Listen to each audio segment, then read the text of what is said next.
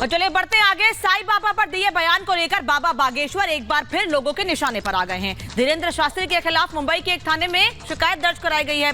आरोप लगाया गया है कि उन्होंने साईं के लाखों भक्तों की भावनाओं को आहत किया है। रिपोर्ट देखिए।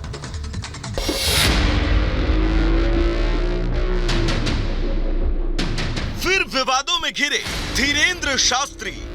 हमारे धर्म के शंकराचार्य जी ने साईं बाबा को देवताओं का स्थान नहीं दिया है।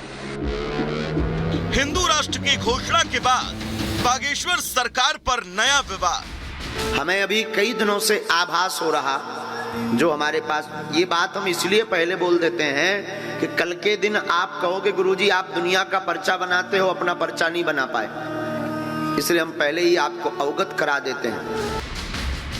धीरेंद्र शास्त्री पर फिर एफआईआर की तैयारी।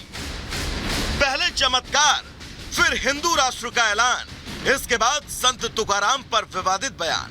बागेश्वर धाम के पीठाधीश्वर धीरेंद्र शास्त्री को लेकर विवाद खत्म नहीं हो रहा। नया विवाद शिरडी के साईं को लेकर दिए बयान पर खड़ा हुआ। एक बार फिर वो कुछ लोगों के निशाने पर आ गए। मांग हो रही है कि धीरेंद्र शास्त्री के खिलाफ एफआईआर दर्ज की जाए।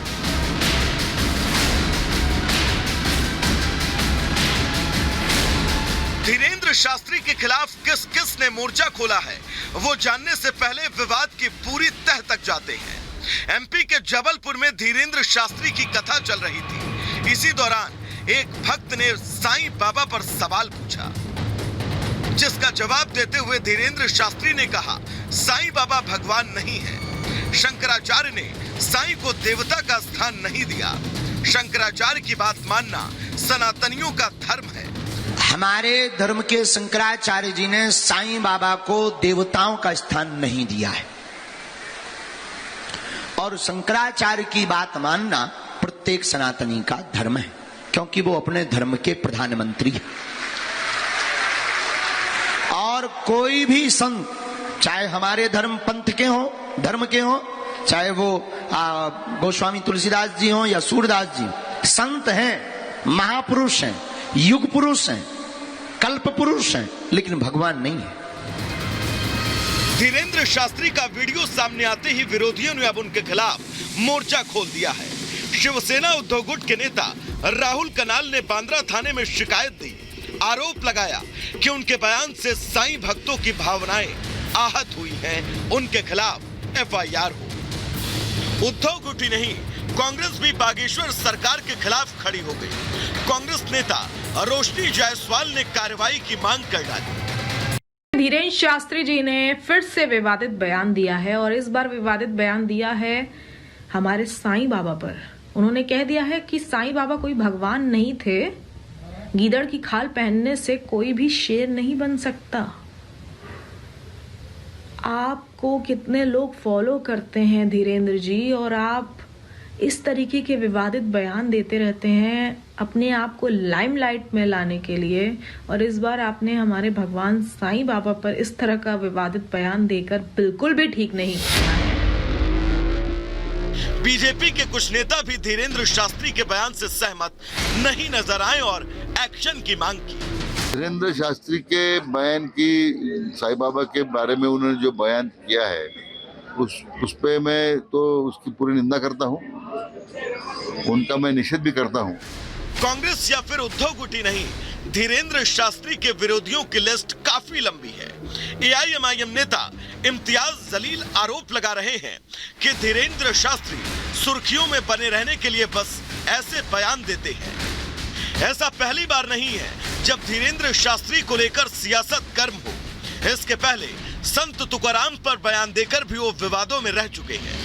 विवादित बयान पर माफी मांगने के बाद भी कांग्रेस और एनसीपी ने उन्हें निशाने पर लिया। मुंबई में लगने वाले दरबार पर रोक की मांग की गई। देखो, मैं आज ही अभी मुख्यमंत्री को और मुख्यमंत्री को खत लिखता हूँ, ये कार्यक्रम रुकवाना चाहिए, और ऐसे महाराजों को महाराष्ट्र में बुलाकर महाराष्ट्र के संतों का और महापुरुषों का अवमान करने का काम जो हो रहा है, उसको सरकार के माध्यम से रोका जाए, ऐसा खत हम लिखेंगे। धीरेंद्र शास्त्री के बयान पर सियासत की बात करें तो जो कांग्रेस महाराष्ट्र में धीरेंद्र शास्त्री का विरोध कर रही है, उसके नेता एमपी में कई दफा बाबा के दरबार में हाजिरी लगाते हुए देखे जा चुके हैं। ऐसा नहीं है कि इस मुसीबत की जानकारी धीरेंद्र शास्त्री को नहीं है। वो खुद साजिश के जाल का जिक्र भक्तों से कर चुके हैं। वो कह चुके हैं कि वो हिंदू राष्ट्र की दिशा में काम कर रहे हैं और यही वजह है कि लोग उनके खिलाफ अब जाल बुन रहे हैं। हमारे अंतर मन की जो हमारे पास चूरन चटनी है, जो भी गुरु प्रेरणा है, ये कई दिनों से हमको ऐसा पूर्णतया आभास है।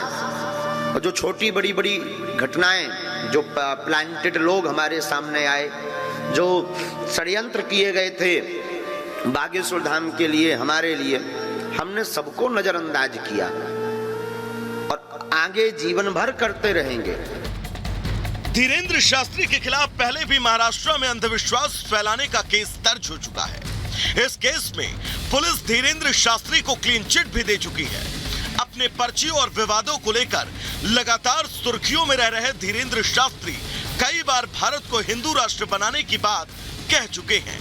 विरोधियों को सीधा सपाट जवाब भी दे चुके हैं। हमारा बोलना थोड़ा कठोर जरूर रहता है, पर याद रखना, हम कठोरता के साथ अपने लिए नहीं बोलते, तुम्हारे लिए ही बोलते हैं, ताकि तुम्हारी आने वाली पीढ़ी गौरव के साथ कह सके कि हम हिंदुस्तानी, हिंदू राष्ट्र के वासी सनातनी हैं।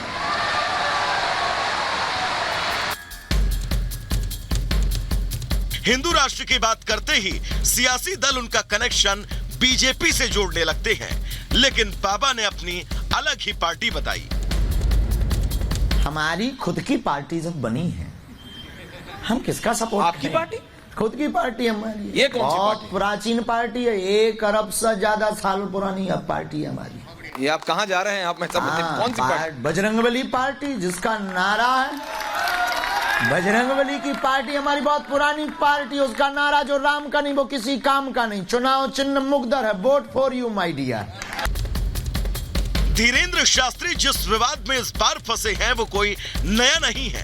पहले भी साईं बाबा के भगवान होने पर विवाद होते रहे हैं। कई धर्मगुरु भगवान मानने से इनकार कर चुके हैं, देवता के तौर पर पूजने का विरोध भी कर चुके हैं। तो विवाद और विरोध के बीच साईं बाबा के भारत में करोड़ों भक्त हैं, जिनके साईं के प्रति गहरी आस्था है, और इसी आस्था का हवाला देकर धीरेंद्र शास्त्री पर एफआईआर की मांग की गई है।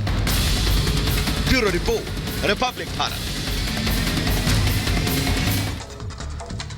तो बाबा बागेश्वर आखिर विवादों में क्यों हैं, आप समझ गए होंगे इस रिपोर्ट के जरिए। अब हम सीधा चलेंगे अपनी सहयोगी मीनाक्षी के पास, जो बागेश्वर धाम से हमारे साथ जुड़ी हुई हैं। मीनाक्षी, बाबा बागेश्वर की मुश्किलें इस एफआईआर के बाद शायद बढ़ भी सकती हैं। मैं चाहूंगा आप इस वक्त धाम में ही मौजूद हैं, वहां से ताजा अपडेट्स क्या कुछ है आपके पास?